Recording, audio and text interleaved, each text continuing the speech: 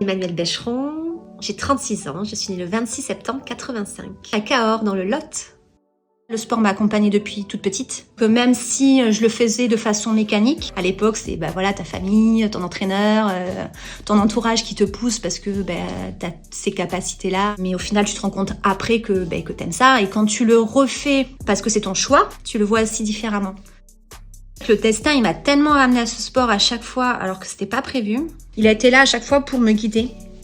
2015, je m'installe finalement définitivement ici. Et puis là, je monte ma propre structure. Donc c'était proposer en fait, rendre l'océan accessible au plus grand nombre. Comme je vois pas le sport que par le sport de niveau, je me suis dit voilà, il faut rendre l'océan attractif. Donc j'ai monté ma structure Océan Incentive qui permettait en tout cas de proposer des activités bien-être. Sportive aussi, ça veut pas dire que derrière tu peux pas te challenger, te dépasser. J'ai toujours eu peur d'être mise dans des cases en fait. Dans la vie en général, et notamment dans le sport, j'ai toujours voulu faire des choses différentes. Et généralement, quand on me dit d'aller dans une direction, je vais dans la direction opposée. J'ai vécu des choses difficiles, mais je m'en aperçois qu'après. Et ce flash, en fait, qui me revient, c'est que voilà, en fait, j'étais victime d'inceste quand j'étais jeune. Ça a été des années très sombres, la dépression, perte de confiance totale en soi. Tu commences par la honte, par détester ton corps, et puis après par je comprends pas, pourquoi moi, et puis après t'essayes de remonter la pente petit à petit, d'essayer de pardonner aussi. L'inceste, c'est pas très particulier quand même, hein. C'est très tabou dans les familles. Les parents étaient responsables de rien, voilà, dans cela. Donc c'est vrai que ils ont aussi énormément souffert. J'ai pris vachement sur moi, et puis bon, j'ai attendu que le temps passe aussi, et en fait j'ai franchi les étapes. Oh, si je devais lui dire quelque chose, j'aurais envie de lui dire qu'elle est toujours une super maman, et que c'est pas sa faute. Et qu'elle a rien à se reprocher surtout. C'est ça qui est dur pour... C'est dur pour les parents, enfin dans ma situation en tout cas, parce que chaque inceste est différent, voilà. En tout cas dans ma situation, pour mes parents, c'est qu'ils en ont énormément souffert, et alors qu'ils ont tout fait bien, voilà, donc ils n'ont rien à se reprocher. Et que leur fille va bien, malgré les larmes qui coulent.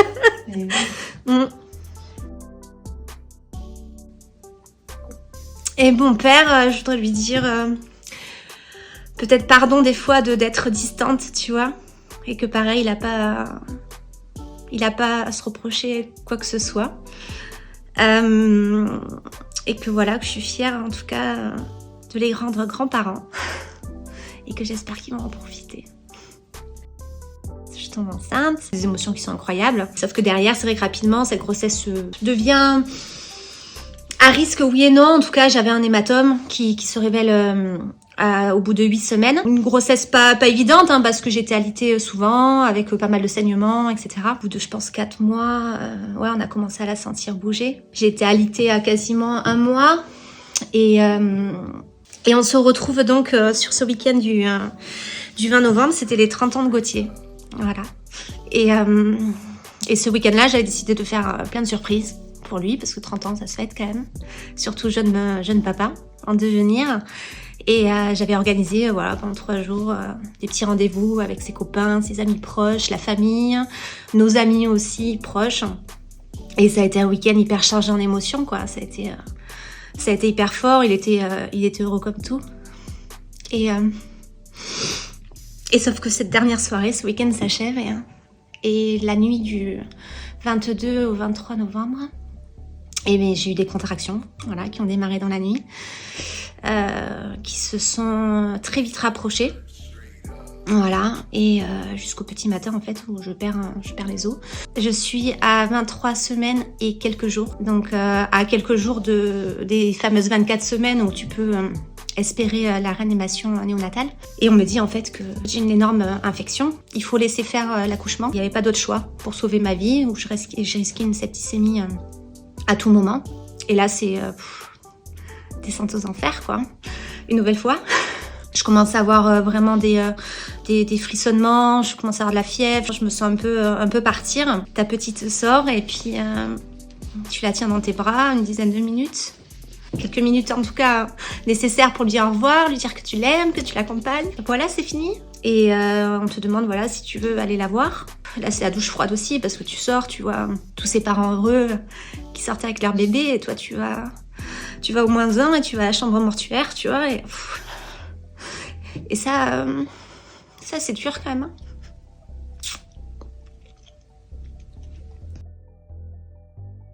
Alors c'est vrai que repartir, c'est voilà, c'est un choix qui doit se faire forcément à deux. Ça n'a pas été forcément évident. On avait très envie, par contre, effectivement, de relancer assez rapidement. Et puis après, on savait pas aussi si ça allait, j'allais pouvoir retomber enceinte rapidement. C'est quand même arrivé assez vite. Et c'est vrai que quand on l'a appris, on était super heureux. J'ai eu quand même pas mal d'appréhension les premiers mois jusqu'à ce qu'on sache, voilà, que tout allait bien. J'ai fait attention rapidement en fait, mais c'est vrai que passer ces mois un peu d'appréhension derrière, ça a été que du bonheur. Et puis cette grossesse, elle se passe à merveille, quoi. Donc et voilà, à quelques jours maintenant de son arrivée, on est quand même plus serein, même si on sait très bien que ça va pas être de tout repos, parce qu'on va, je pense, revivre des émotions aussi assez intenses lors du prochain accouchement. J'ai accepté parce que déjà le projet est énorme et il me plaît. Forcément, quand on me propose de traverser un océan, ça me tente. L'équipe aussi dans ce projet, dans la façon de voir la vie et de voir les épreuves de la vie et de voir le sport aussi, de voir l'aventure. On se ressemble énormément et forcément ça fusionne. Et puis je pense que j'ai besoin de ça. C'est une opportunité plus qu'une contrainte, ça c'est sûr, parce que sinon je le ferais pas. Il y a beaucoup plus d'appréhension de mon côté, de culpabilité aussi de partir, qu'on est en train de travailler.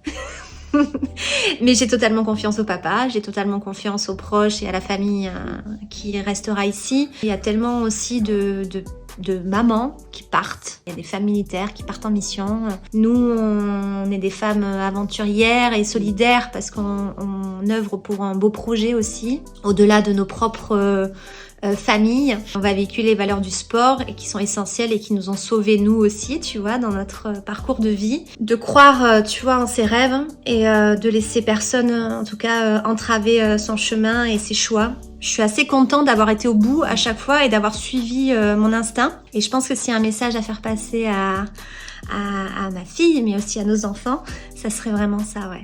Quand tu vis des choses difficiles, c'est important de pouvoir en parler et partager à des personnes de confiance. Et surtout de trouver son équilibre de vie, que ça soit le sport, que ça soit la musique, que ça soit la culture, que ça soit toute autre chose. C'est important de garder ce socle, ce pilier à côté de soi, bien au chaud, pour affronter les différentes étapes de la vie.